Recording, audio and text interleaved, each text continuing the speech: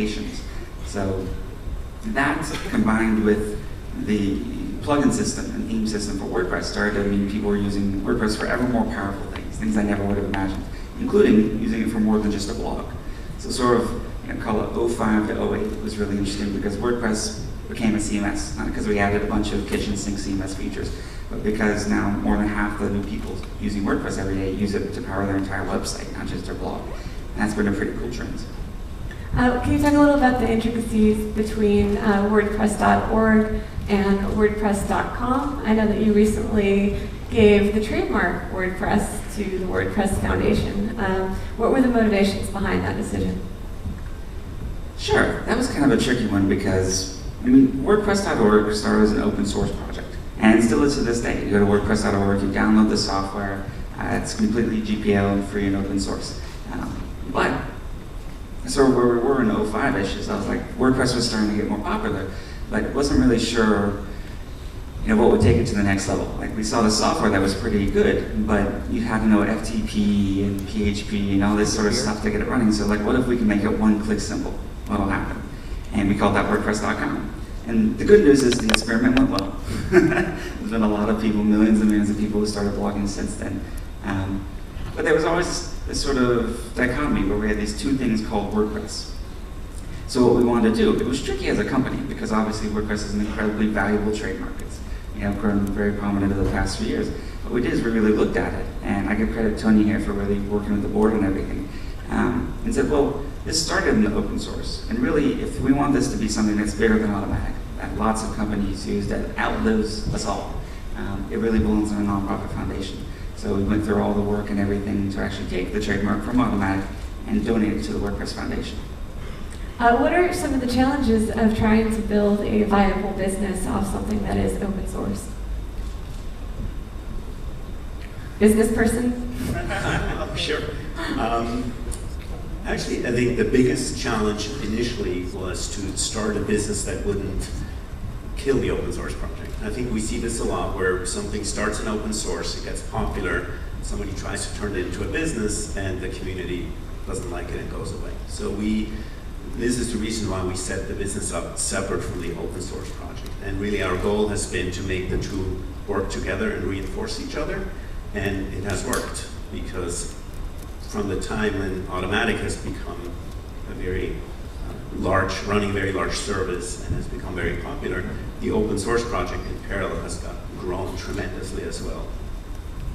So how big is WordPress? So big WordPress. Yeah, I have all kinds of stats for you. Tell me how big it is. There are about 30 million people using WordPress today, about 30 million publishers. That's about 10% of all the websites in the world are powered by WordPress at this point. Of the 30 million, half of them are hosted by us, WordPress.com. The other half are using the open source software. And on WordPress.com, those blogs we host, we can measure the audience of those blogs, and that's approaching about 300 million unique visitors a month. Okay, so that's huge. It's big, and the growth is accelerating. We have, I just looked this up the other day, the first million blogs on WordPress.com took us 18 months to get there. The last million took 35 days. So the curve is going up very rapidly now. Up and to the right. Are you making any money on this exceptional growth? We don't really talk about our revenues in public. We've been focusing on growth, both our team and our audience, and really investing in the infrastructure to make all that happen, and growing a company to make all that happen. So we haven't been focused on revenues. We will be in the coming years, but what we usually tell people is that we're breaking. Okay, so you're breaking even. How big is your team?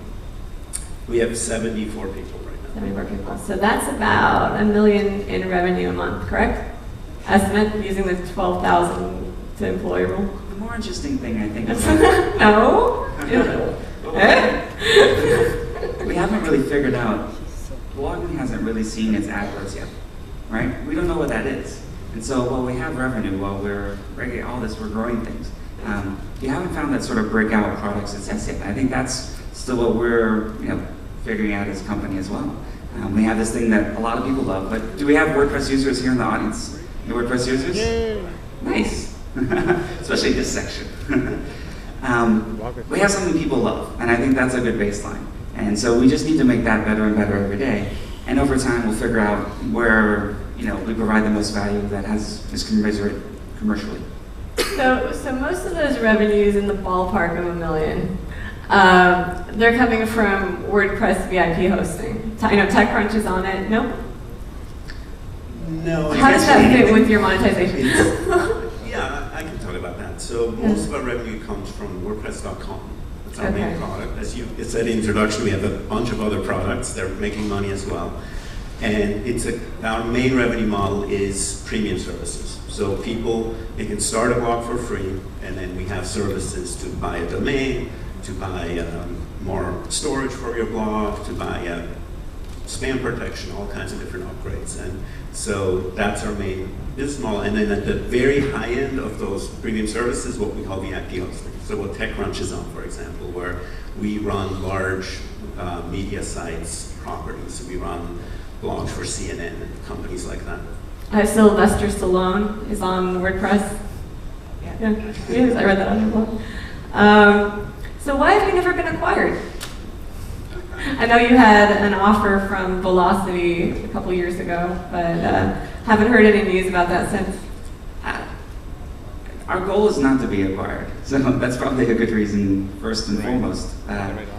We're also kind of a quirky little company. We're a technology company that gives away all its intellectual property. We're distributed, so the 74 people, I think, are in 66 different cities around the world. We're a little odd in a lot of ways, but long term, our hope is that we can find revenues and growth to the point where we don't need to be acquired, because I feel like the web really does need a strong, independent voice here for publishing, if nothing else. Because if you look at it, I've been fascinated with this sort of adjacent possibilities theory. And part of that is when WordPress came into existence, there was no alternative. There was no open source alternative that did everything that the proprietary systems did. And so if it wasn't WordPress, I actually believe that some other open source CMS would have filled that space. And it's the same thing today. We're back in this cycle where everything's becoming closed again. AOL keywords are back, the equivalents, modern day. And the web needs something open. And the fascinating thing is, if you look at it as a whole, we were talking about this with traffic the other day. Like, the top referrers for a lot of the big sites are Facebook, Twitter, everything like that. But if you look at that, there's an other that often has 4x, 5x what Facebook will send in a day in terms of traffic. And we just started to quantify sort of the non-WordPress.com blogs and sort of to get a more sense of the .org audience. We just started a few weeks ago. It's already up to 450 million. And by the end of the month, we'll know exactly how big that is. But you have something that's Facebook size out there, but it's spread across millions and millions of domains, so it's difficult to think about, it's difficult to talk about. There's sort of this dark matter of the web that has a huge gravitational force, and what we want to figure out is how to unify that, how to provide people with the independence, both at the license and legal level from open source, to all the way to the flexibility. We make it as easy to get your data out as it is to put it in, and see where to go from there. Because I think there's that's where some of the most interesting stuff on the web is happening. What are plans for some new features in stuff like Gravatar or an intense debate that can possibly unify people across that dark matter of internet blogosphere? I mean, that's the big question. Right now we have probably 15, 20 plugins out there that do all sorts of different things. Some just cool, like After the Deadline, which is sort of a contextual spell checker. So if you said he was ahead in the polls, but you spell it differently, you can figure that out, and it reads the Wikipedia to get smarter and smarter. Like, it's a crazy system. That makes you a better writer. So it's completely aligned with our goals, is making you the author sort of our primary user, you, Alexia. But AlexiaSensis.com is a WordPress blog. But we have a lot of these, and I've been thinking a lot about the user experience of that. Because right now, you sign up for Intense Debate and you go through that process. You sign up for VaultPress to secure your blog and you go through that process. I'm wondering if there's something where we can sort of put all this together and just provide just more of like a I don't want to call it an app store experience because it's not that at all, but just something where you have something you can drop in your WordPress. It just adds all this really cool stuff that we built, especially for WordPress.com. So there's really no difference between WordPress.com and WordPress.org in terms of the features you get. Because right now there's trade-offs. Like .org, you have plugins and themes, whatever you want. On .com, you get Facebook Connect and Twitter Publicize and like all these other cool things that, quite honestly, are difficult to do in a completely distributed fashion. So at heart, I'm a distributed guy, but I think some of this, like search is a good example. Just your $5 a month web host is not going to run like an enterprise level, really great search engine for your blog. They just can't. They're not going to be able to transcode video. We built the web scale infrastructure to do that because we do it for WordPress.com for millions and millions of people every day. So connecting those. I don't know what that looks like, but we're working on it. So we're out of time, but one last question. Top 2 plugins?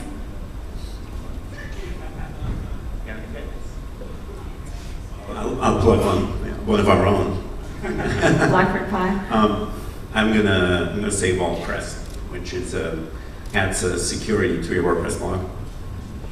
I think my favorite is called WP. I believe it's called WP Typography, which is good. So WordPress. I started coding because of curly quotes essentially, like when you type the prime and double prime mark on your keyboard, and it's not a real quotes. So that was like my first ever code thing. And so we have a lot of typography stuff built into WordPress. Like if you type 3 periods in a row, it turns into a proper typographic ellipsis. And if you do space, dash, dash, space, it turns into an M dash, things like that. But there's this one that goes like above and beyond. Like it takes, for example, it inserts non-breaking spaces between the last 2 words of your title, so you don't have a widow. You don't have one word all on its own in the title, which drives me nuts. So I love that this, people in the WordPress so nerdy. who are even more anal so than I am. Well, you guys have it. You guys will never have a word on its own line as long as you're at WordPress.com, because it's just one of those things we built in. Like, we obsess about these things so you don't have to. Thank you. Did you obsess about the double plaids on your shirt here? This is really impressive. As someone who loves fashion, I think that you are rocking it for all content blog owners across our whole industry. Thanks. All right. Bye.